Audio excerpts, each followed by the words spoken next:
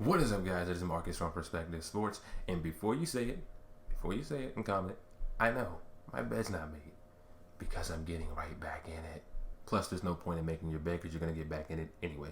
But in more important news, we have the two top British boxers agreeing to fight each other on a two-fight deal. And now that things aren't exactly official yet, there's some things that need to happen and some smaller details to be worked out. But the two top British boxers, Anthony Joshua and Tyson Fury, have agreed to a two-fight deal. And I happen to think these are the two top heavyweights in boxing.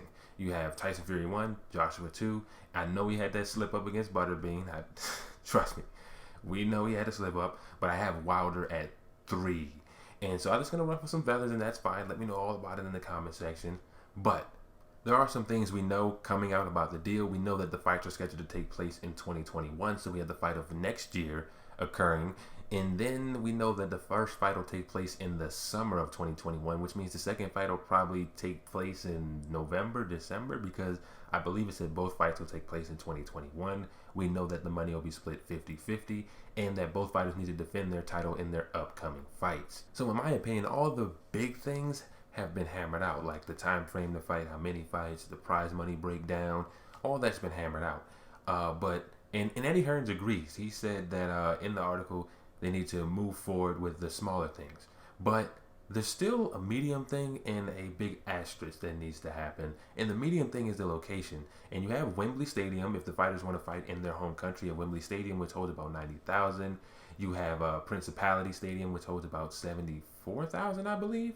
And although Hearns said it is probably not likely to happen in England, I was about to say London's a country. Sorry, I'm an American.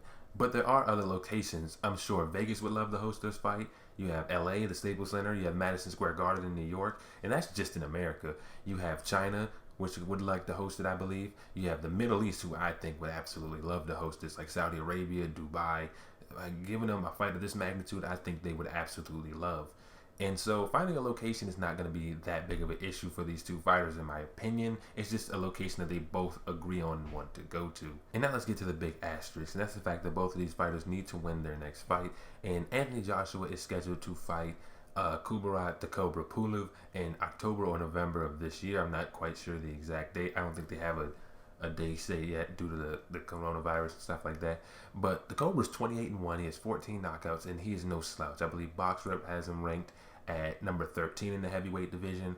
And I don't want to say Joshua should just win this fight, because the Cobra, he has punching power. He can get under you, and we saw him slip up against Butterbean.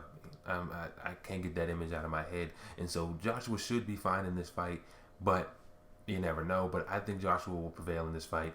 And then we have Tyson Fury versus Deontay Wilder, part 3, and I'm not really all that excited for it. I think Fury won the first fight, but it was called a split decision draw. He obviously, KO'd him in the second fight.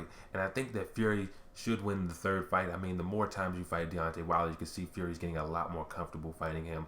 I think that he should beat Deontay Wilder. The only thing is, and it's easier said than done, I know it's easier said than done, he can't walk into those punches like he did in the first fight, because Deontay Wilder, there's one thing he has is knockout power. And Tyson Fury can be winning the whole fight, and then Deontay Wilder won. And so Tyson Fury needs to get this fight over with quickly. He needs to get in there and avoid those big, wild punches. And so there you guys have it. The fight of next year is upon us. Who do you think would win this fight if it were to go down? Look forward to seeing it down in the comment section below. See you there.